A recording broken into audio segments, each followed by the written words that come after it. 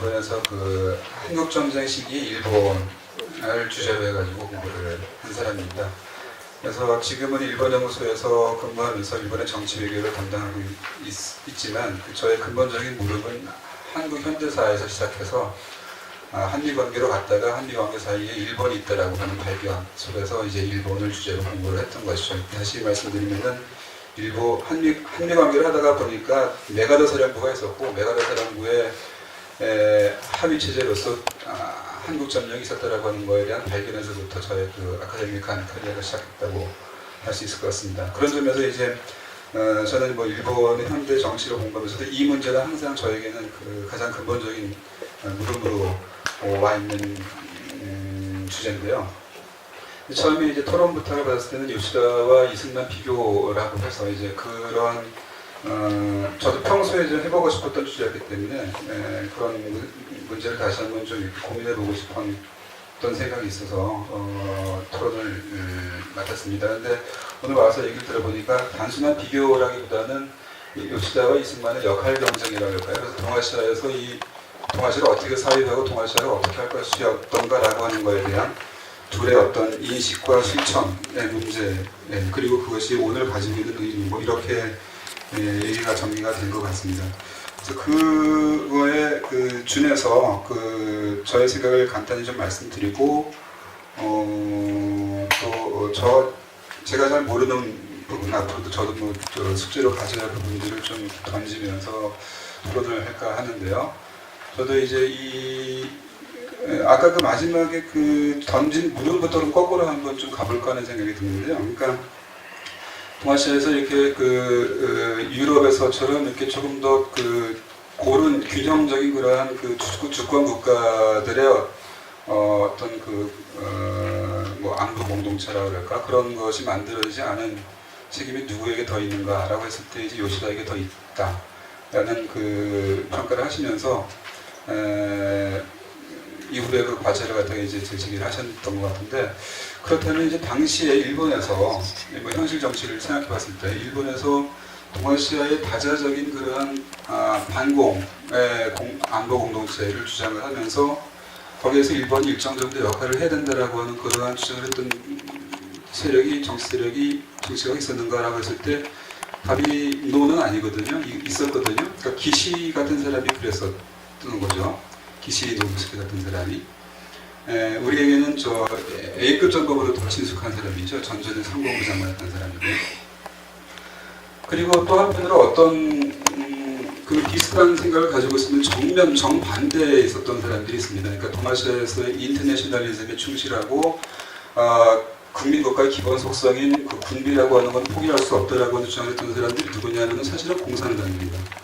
그러니까 지금 시점에서 봤을 때 대단히 바람직하다고 보였던 동아시아에서의 고른 주권 국가끼리의 다자적인 안보 공동체라고 하는 걸 주장했던 일본인들은 당시에는 기시노부스케나 공산주의자들과 같은 사람들이었다라고 하는 것.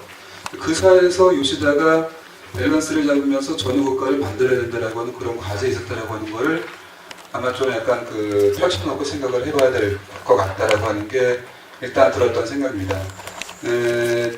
뭐 이렇게 얘기하다 보니까 이게 요시다를 좀 약간 옹호하는 듯한 불안이 될 것 같아서 이렇게 걱정이 됩니다만은 좀 약간 그런 걸 좀 떠나서 좀 이렇게 현실 정치라고 하는 거를 고민을 하면서 좀 봤으면 하는 생각을 좀 먼저 합니다. 그래서 대단히 전후의 일본을 평가하는 것은 대단히 여러 가지로 어렵습니다. 그러니까 한국인의 입장에 봤을 때 굉장히 어려운 부분이 있고 일본 스스로가 가지고 있는 애매함이라고 하는 부분이 있습니다.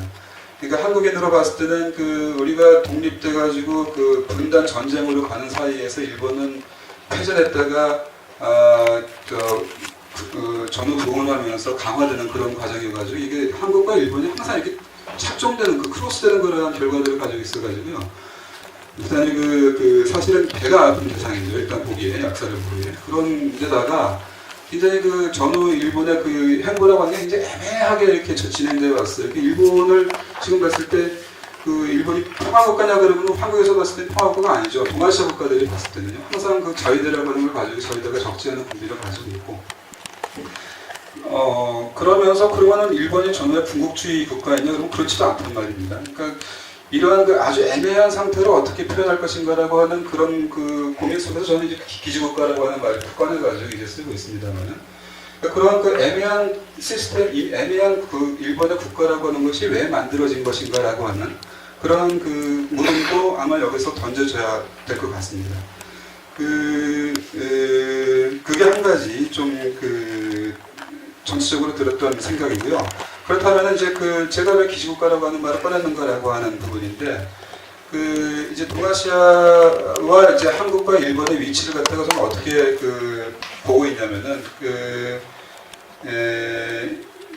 이제 이 용어는 이제 박명훈 선생님도 쓰십니다만은 정전체제라고 하는 말을 쓰시는데 저는 이제 좀 거의 비슷한 의미지만 저는 휴전체제라고 하는 걸 씁니다. 동아시아 휴전체제라고 하는 거를.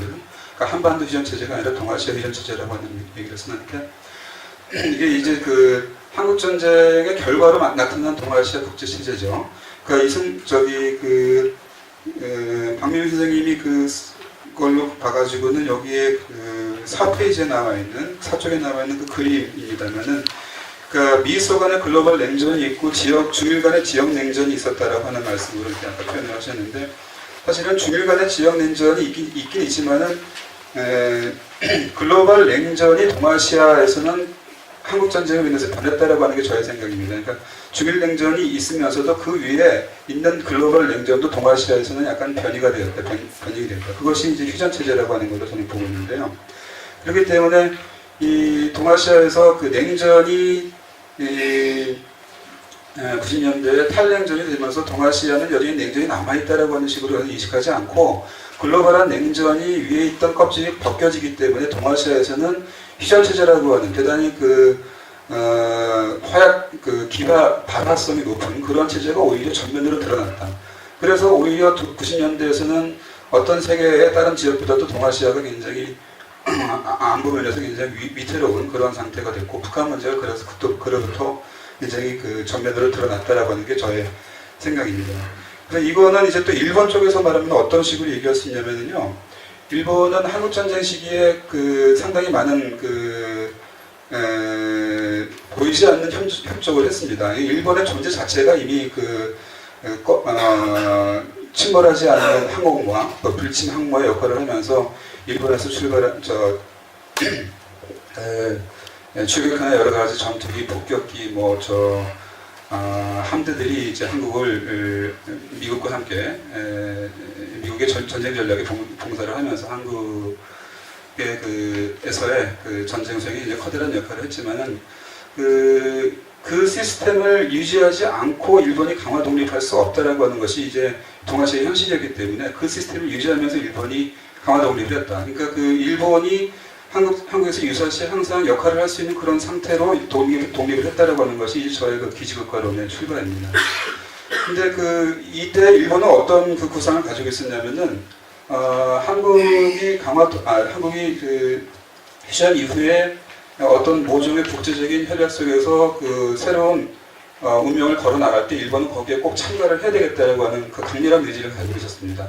그러니까 한국에 대한 전쟁 협력 이후에 전쟁 협력을 미천으로 삼아가지고 한국 문제를 협의하는 국제회의에 일본이 반드시 참가를 해야 된다라고 하는 것이 일본의 구상이었습니다.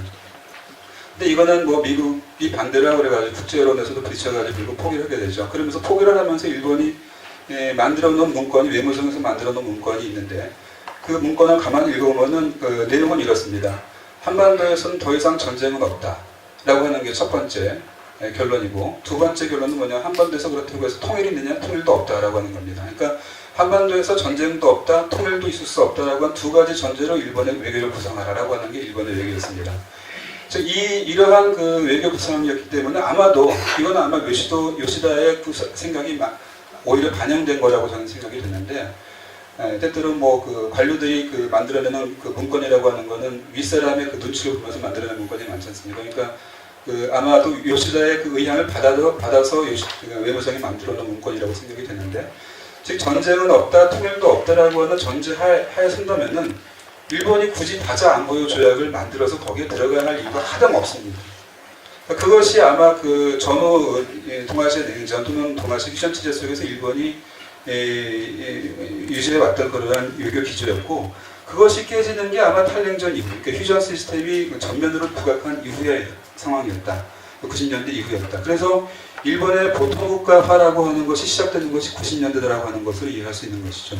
그러니까 혹자들은, 많은 사람들은 일본의 보통국가화라고 하는 것은 걸프 전쟁 시기 일본 외교의 실패를 보상하기 위한 것이다 이렇게 얘기를 하고 있지만은, 제가 보기에는 이 한국 전쟁 시기에 만들어졌던 외교적인 전제들이 90년대에 들어가지고 무너지고 있었다라고 하는 겁니다. 한편으로는 북한의 붕괴 가능성, 붕괴에 의한 한국의 의한 통일 가능성, 90년대 초반에 현실적인 가능성은 있었던 것이고요.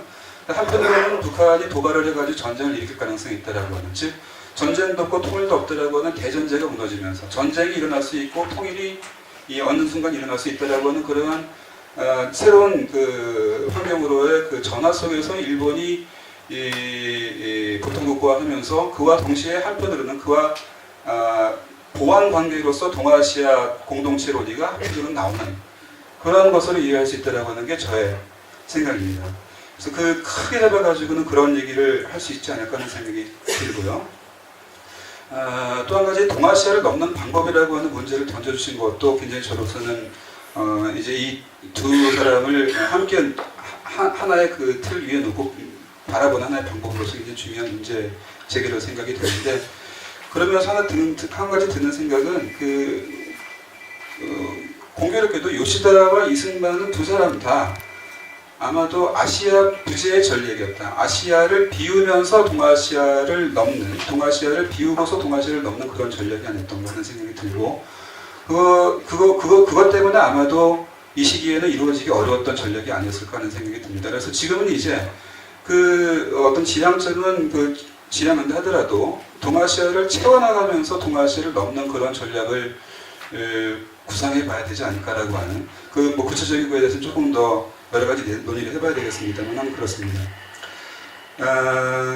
그러면서 궁극적으로 드는 것은 과연 요시다가 지금 시점에서도 그런 미일 동맹으로 도망가면서 동아시아를 채우지 않고 넘어가려 할 것인가라고 하는 거에 대해서 조금 고민해볼 필요는 있을 것 같습니다. 한편으로는 요시다가 50년대라고 한 시점에서는 전면으로 내걸지 못했는데, 그건 왜냐하면 미국의 전쟁에 말릴 그런 가능성이 있었기 때문에 전면으로 그런 식으로 드러내지는 못했지만은, 요시다가 수상을 그만두고 나서부터는 사실은 요시다는 한일 국교 정상화에서 모빌리티에서 굉장히 역할을 많이 한 사람이거든요. 그러니까 이케다라든지 사토가 마지막에 독도 문제 같은 게 드러나가지고 공문서, 그러니까 교환 공문 같은 거 받아들 수 없다 일본이 막 버팅일 때 수면 하에서 그런 거 작은 문제 가지고 신경 쓰지 말고 빨리 그냥 해버려라 이런 식으로 푸시를 했던 사람이거든요, 요시다는.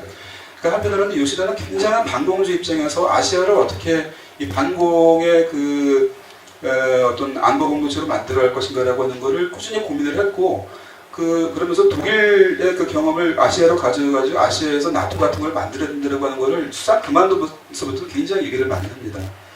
그러면서 예컨대 반공의 그런 어떤 공동체를 만들어가지고 그 힘으로 중국으로 반격해 들어가는데 이런 말까지도 하거든요. 그러니까 그런 점에서 굉장히 정치적인 그런 반공주의자면서 아시아의 반공 시스템을 만들겠다고 하는 게 상당히 60년대에는 전면으로 드러내면서 얘기를 하는 그런 사람이기도 합니다. 그러니까 50년대적인 정치 상황을 고려했을 때 그것이 드러나지 않았던 사람이라고 하는 것이죠. 그러니까 이런 측면이 지금 일본에서 재평가되고 있다고 하는 것이 이제 저희들로서는 또다시 고민해봐야 할 시점이라고 하는 겁니다.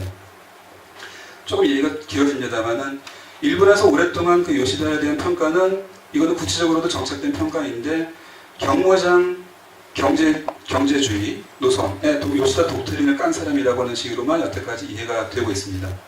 그런데 이제 한편으로는 이제 일본이 굉장히 구체적으로 어려운 상황에 빠져들어가면서 장기 불황으로 빠져들어가면서 일본의 구체적인 역할